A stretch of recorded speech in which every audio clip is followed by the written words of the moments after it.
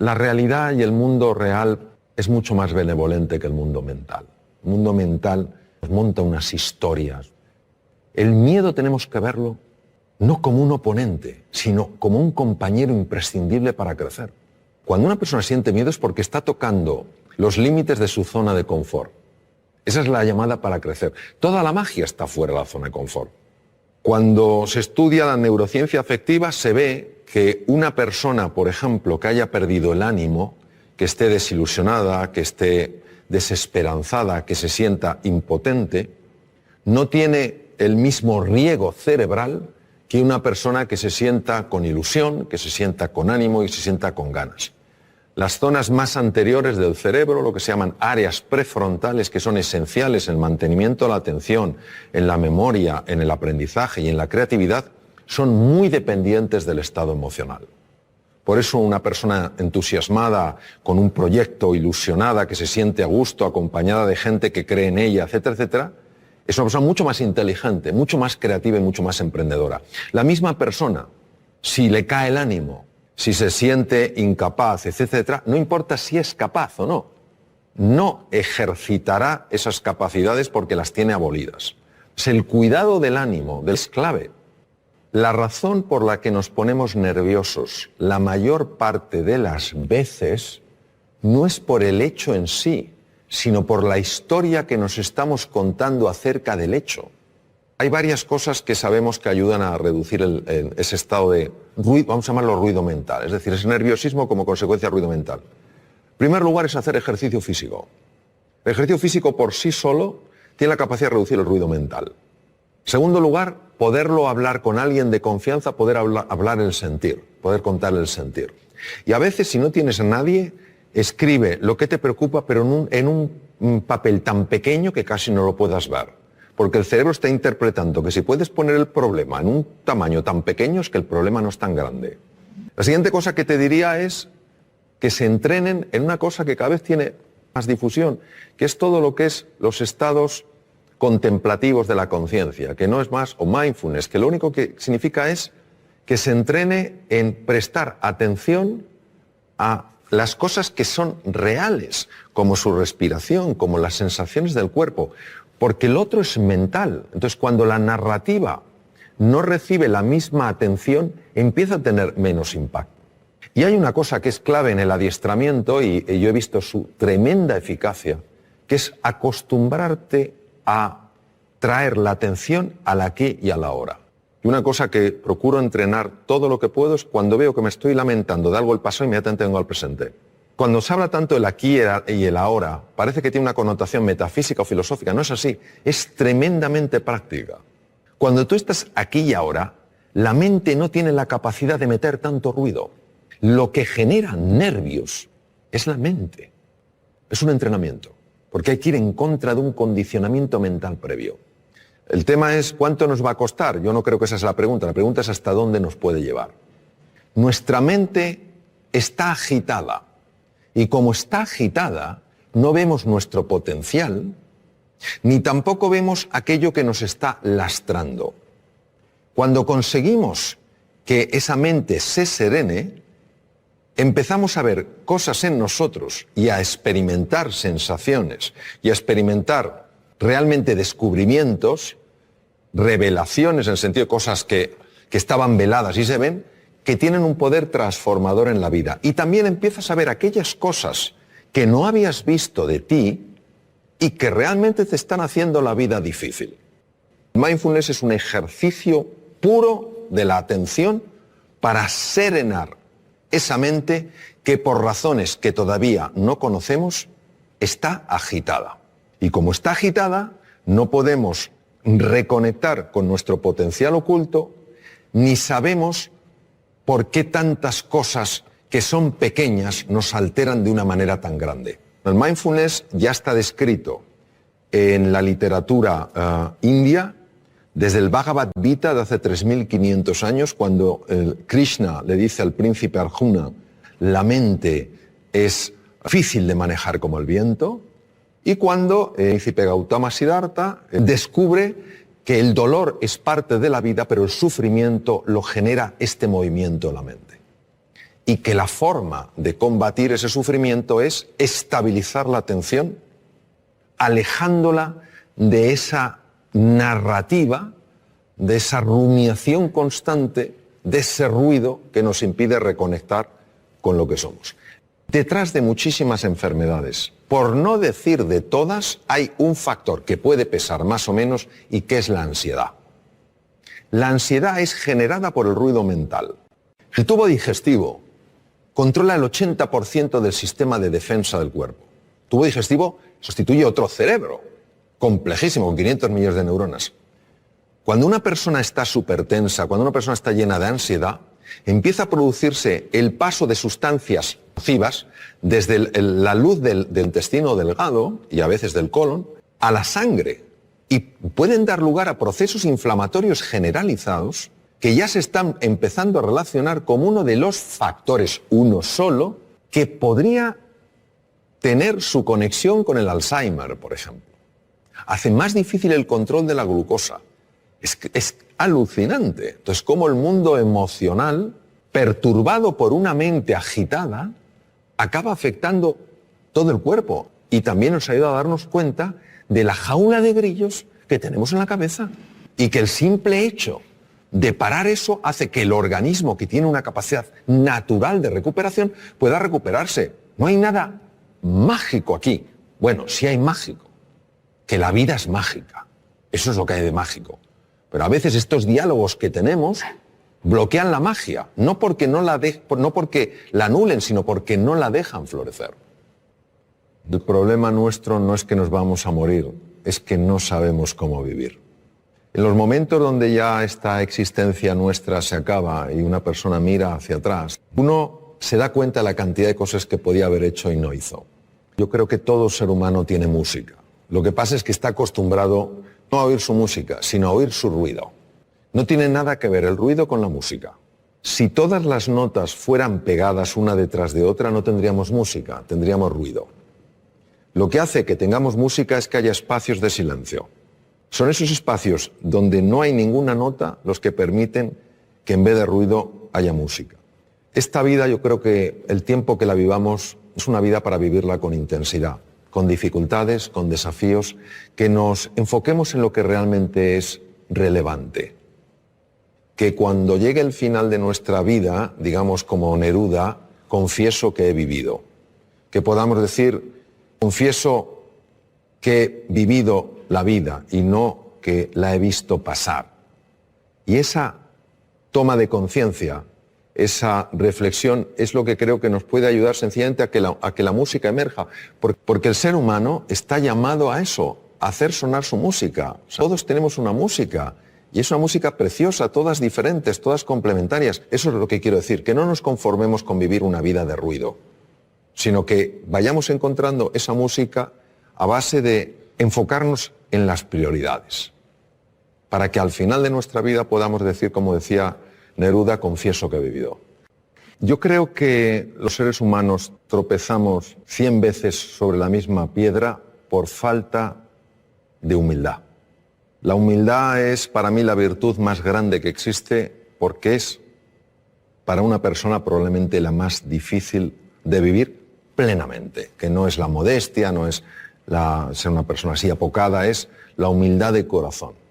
Cuando una persona es realmente humilde, son personas que tienen mentalidad de principiantes. Cuando comete un error, lo que más le interesa no es buscar culpables ni en él, ni en ella, ni en los demás, sino averiguar qué es lo que ha pasado. Es una mentalidad mucho más científica, interesada, curiosa, que una mentalidad enjuiciadora. Porque creo que cuando una persona es humilde y tropieza con una piedra, está dispuesta a reconocer que ha tropezado con una piedra y no a intentar ocultarse ante sí misma o ante los demás qué ha sucedido. Porque creo que cuando una persona es humilde y tropieza con una piedra, se deja asesorar, pregunta, escucha, pide ayuda y se deja ayudar. Creo que nuestra soberbia nos mata. No queremos aceptar las cosas como son. Queremos que sean a nuestra medida. Queremos que la vida se pliegue a nuestros deseos. Por eso no fluimos con la vida. Cuando aparece algo que no nos gusta, nos preguntamos ¿por qué? En lugar de ¿para qué? Creo que la vida se vive en plenitud cuando el que pilota el coche es la conciencia y en el copiloto va el ego. Pero cuando el ego es el que pilota, te puedes tropezar 100, 1000, 100.000 y nunca aprenderá. Que es que el ser humano es indivisible. Una persona puede tener un hígado, pero una persona es más que su hígado. No somos casos clínicos interesantes, sino seres humanos completos. Y que la faceta física, el cuidado del cuerpo, de la nutrición, el hacer ejercicio físico es muy importante. La faceta mental, dormir bien, dormir suficiente es importante. Es más importante dormir que comer, fisiológicamente hablando. Que la faceta mental es clave, que tenemos que aprender todos a gestionar mejor nuestra mente, a enfocarnos en lo esencial, a usar un lenguaje que nos ayude, no que nos anule, a interpretar las cosas de una forma que nos permita salir adelante, no quedarnos atascados, ¿no? Que el elemento afectivo es esencial, buscar lo positivo en las cosas, más que los porqués, los paraqués, más que los esques, pues tal vez los hayques, a lo mejor más que solo me queda, pues los aún me queda, ¿no? Y que luego hay una dimensión espiritual en la existencia humana que es muy importante y que nos abraza a todos, que es la vida con propósito, es decir, que nuestro propósito no es solo experimentar la felicidad, sino ayudar a otros seres humanos también a ser felices. Yo creo que todos en la dimensión espiritual lo que estamos llamados es a construir un nosotros, a ayudarnos en este viaje fascinante que es la vida, en nuestras distintas facetas, y que la educación, se valore o no, es increíblemente valiosa. ¿Cuántas cosas no tendríamos que padecer si las hubiéramos aprendido a edades más tempranas? Y luego, por otra parte, es muy importante mirar a todo ser humano como se mira aquello que ves como sumamente valioso. De toda la conversación, lo más importante es la forma de mirar, porque la forma de mirar tiene la capacidad de transmitir cómo tú estás viendo a esa persona. Cuando tú miras a un ser humano como se mira aquello que es valioso, como somos espejos frente a espejos, esa persona empieza a reconocer su propio valor. Y en ese reconocimiento es más fácil que cualquier talento, cualquier capacidad encuentre un espacio natural para desplegarse. Es clave ver a todo ser humano como grandeza en potencia. Unos lo expresarán en mayor o menor grado, pero esa grandeza está en todo ser humano. Para mí la clave de todo en la vida es querer. Querer a las personas con las que estás, quererte a ti, querer a la vida, querer a la naturaleza, querer el progreso, querer el bienestar, es querer. Donde el ser humano entiendo que tiene un desafío es en el querer, pero en el querer de verdad a la otra persona. Querer que salga adelante, querer que florezca, querer que sea plenamente feliz. Y cuando esto se ha aplicado en entornos como la medicina, los enfermos están más sanos. Cuando se aplica en la empresa, la gente es más feliz. Elijo tratar a las personas como si todas tuvieran potencial, aunque no lo hayan expresado. Y eso se transmite con la mirada, se transmite con el gesto, se transmite con la respuesta que tenemos ante el error, la respuesta que tenemos ante el acierto, el acompañamiento que llevamos a cabo. Creo que lo verdaderamente valioso es tremendamente sencillo. Y yo creo que son cuatro principios. Querer a las personas, creer en ellas, valorarlas y potenciarlas. Es que la autoestima es clave porque al final nuestra capacidad de hacer frente a los desafíos o nuestra incapacidad, la mayor parte de las veces nada tiene que ver con el mundo real, tiene que ver todo con el mundo mental.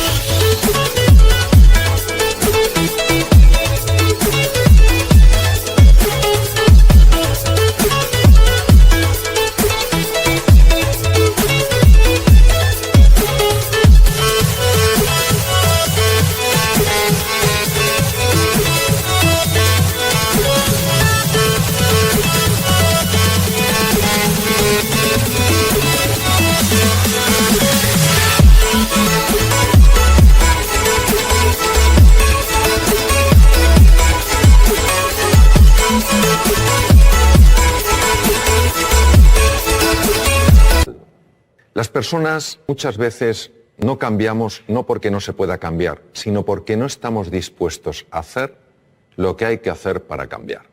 Ni tenemos el nivel de inspiración y de ilusión suficiente como para estar verdaderamente comprometidos, ni tenemos una estrategia que funcione y que podamos aplicar, ni a veces tenemos la disciplina necesaria para ir incorporando ciertas prácticas en el día a día. Cuando uno tiene la inspiración, es decir, ves una posibilidad en tu vida que dices, oye, si esto apareciera en mi vida, voy a otro nivel. Cuando tenemos una estrategia que no tiene que ser ni sofisticada ni compleja, sino sencilla, estos son los pasos que he de seguir. Y cuando tú cada día te vas entrenando, es inevitable que se produzca un cambio en la citoarquitectura del cerebro. Se forman nuevas conexiones, se forman nuevas vías y se forman nuevas neuronas, al menos en dos lugares. Los hipocampos de alguna manera no solo procesan mecanismos muy complejos en relación con la memoria, sino que también controlan unos núcleos que se llaman núcleos amigdalinos, donde está el núcleo central del miedo, es decir, hacen que veamos las cosas con menos miedo. Todos nosotros podemos cambiar, podemos activar genes, podemos desactivar genes, podemos crear nuevas conexiones. Entonces, nos dice la neurociencia que vivamos con pasión, con entusiasmo, que vivamos con fe en nosotros y en nuestras posibilidades y que estemos dispuestos a llevar a cabo el entrenamiento necesario para incorporarlo, para que pase del saber a...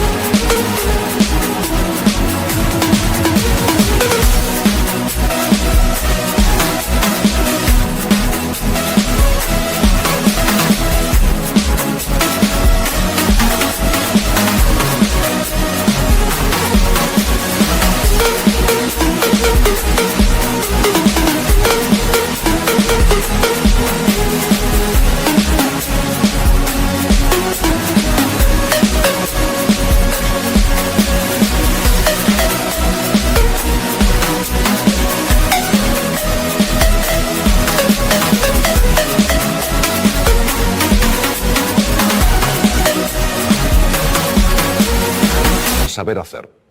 Y cuando uno está con personas realmente relevantes en el mundo del deporte, en el mundo de la ciencia, te das cuenta de la disciplina que ponen en su vida. Todos los días se entrena.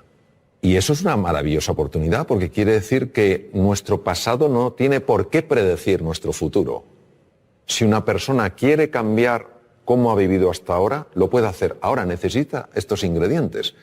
Un verdadero entusiasmo, una motivación que le genere el compromiso, una estrategia que sea razonable, no tiene que ser compleja, y una práctica constante para que al final no haya nada que creerse, porque tú mismo lo puedes verificar.